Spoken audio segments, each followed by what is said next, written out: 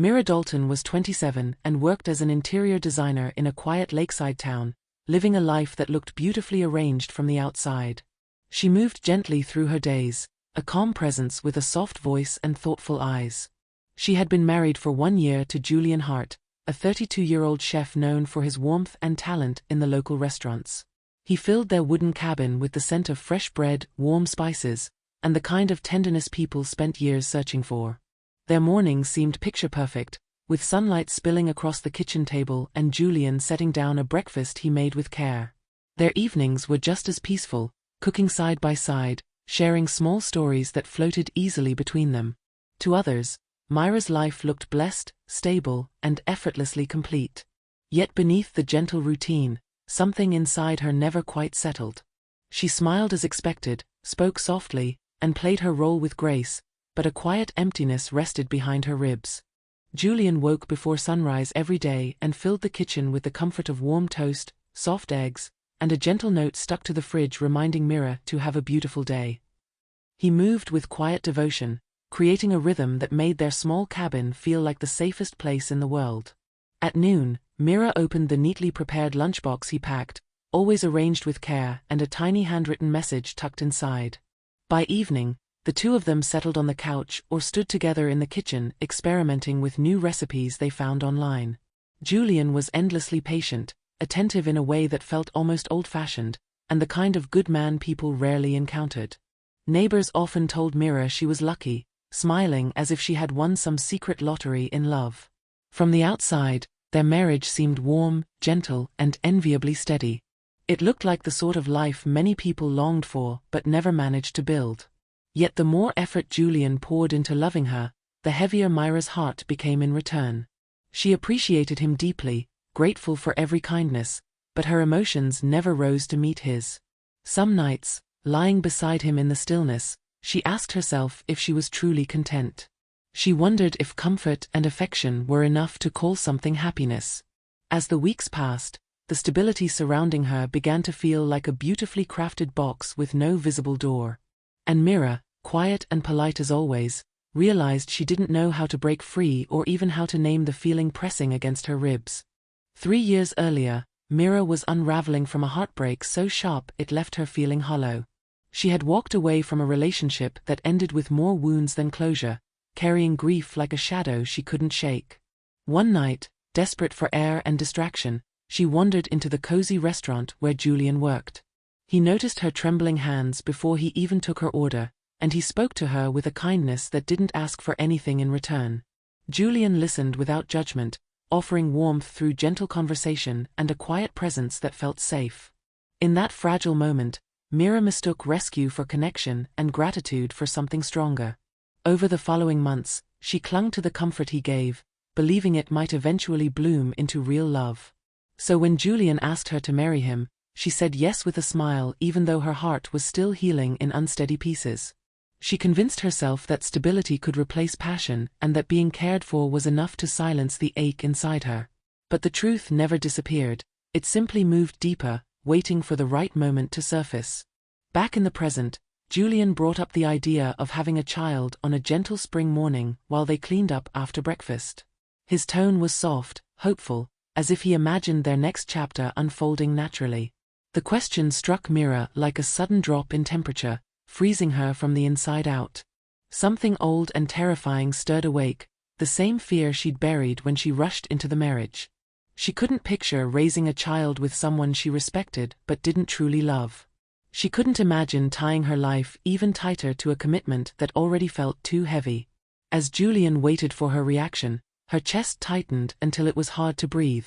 Emotion pooled under her ribs, rising fast, threatening to spill out in ways she couldn't control. Later that evening, while washing dishes, Mira's composure cracked without warning. Tears streamed down her face, sudden and uncontrollable, soaking the sleeves of her sweater. Julian moved toward her immediately, confused but gentle, asking what was wrong with the same tenderness he always offered. And that tenderness, meant to comfort her, felt like salt on a wound she had tried so long to ignore. She couldn't explain why she was breaking, couldn't tell him that she was living a lie built on gratitude instead of love. All she could do was stand there trembling, trapped between guilt and fear, while Julian reached for her and she flinched without meaning to. Julian watched Mira crumble for days, and eventually he couldn't stay silent anymore. He approached her with a steadiness that masked his fear, asking softly, "Mira, what are you so afraid of?" The question hung in the room like a weight neither of them could bear, and Mira felt her throat tighten as she tried to form an answer. Julian's eyes searched her face, not for excuses, but for truth, and that sincerity made everything harder. She finally whispered that something inside her had been wrong for a long time, something she had been too scared to face. Julian leaned closer, urging her gently to tell him what she meant, unaware of how much the words would hurt when they finally came out. With trembling hands, Mira admitted that her heart had never truly belonged to him in the way a marriage deserved. She said she had been lost and hurting when they met, and she mistook safety for love because she needed somewhere to hide. Julian froze, his breath catching as if the air had turned too sharp to inhale. He didn't flare up or demand explanations, and somehow that silence was more devastating than any anger could have been. Mira tried to meet his gaze, but the raw pain in his eyes made her look away. She wished she could take back every moment that had led them here, but the truth had already shattered the fragile balance they shared.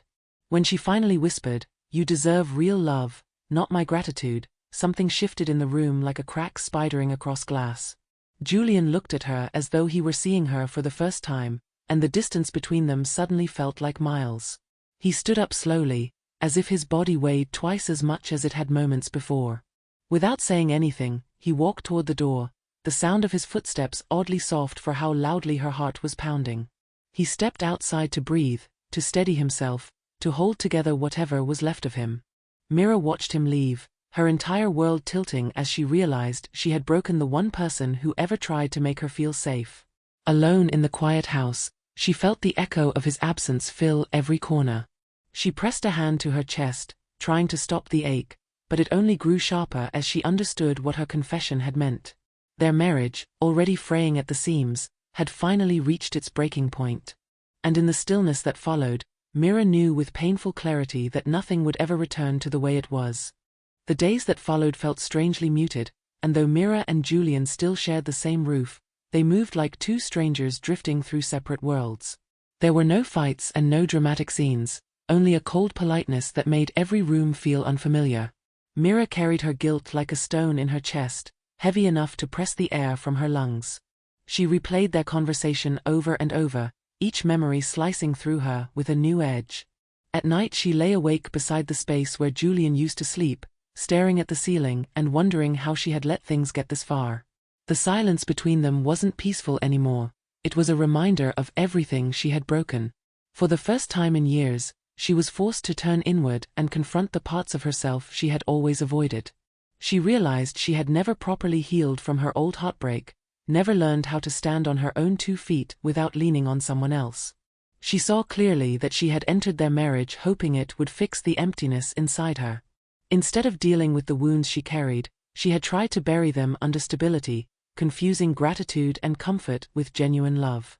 One afternoon, as she sat by the window watching the lake ripple under the wind, something softened inside her. She admitted to herself that Julian deserved far more than a partner who was only halfway present. She also understood that she deserved honesty, even if that honesty hurt, and that sometimes the hardest thing to face is the truth about your own heart. The ache didn't fade, but it finally had a shape, something she could name instead of something she kept running from. Slowly, she found a faint thread of clarity weaving through the confusion. It whispered that pain isn't the enemy, that it can be the only doorway to something real. Mira still didn't know what the future looked like, and the uncertainty scared her more than she wanted to admit. But in the quiet of those lonely days, she felt the first fragile spark of self-awareness flicker to life. It wasn't hope exactly, but it was the beginning of a shift, a quiet understanding that truth, no matter how sharp, might be the only way for both of them to breathe again. Mira moved into a small apartment near the city center, and for the first time in years, she lived completely on her own.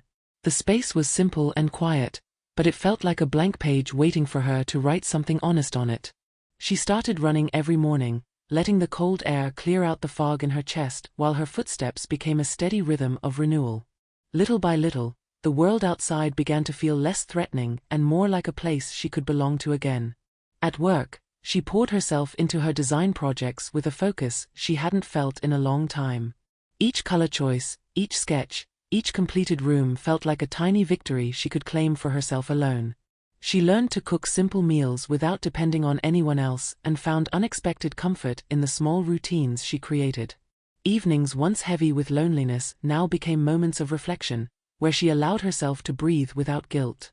Meanwhile, Julian was healing in his own way as the distance between them gave him the space he had never taken before. He spent more time with old friends, letting laughter return to his life in soft, hesitant waves.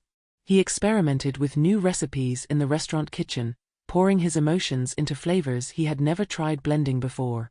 It wasn't a distraction anymore, but a form of expression he had forgotten he needed.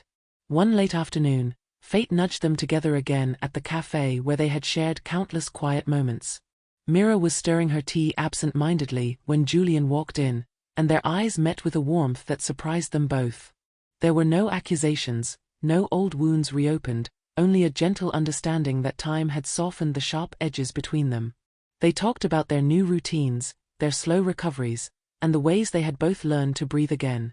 The conversation flowed calmly, carrying none of the weight that once threatened to crush them. For the first time, they spoke as two people no longer trapped by obligation or guilt.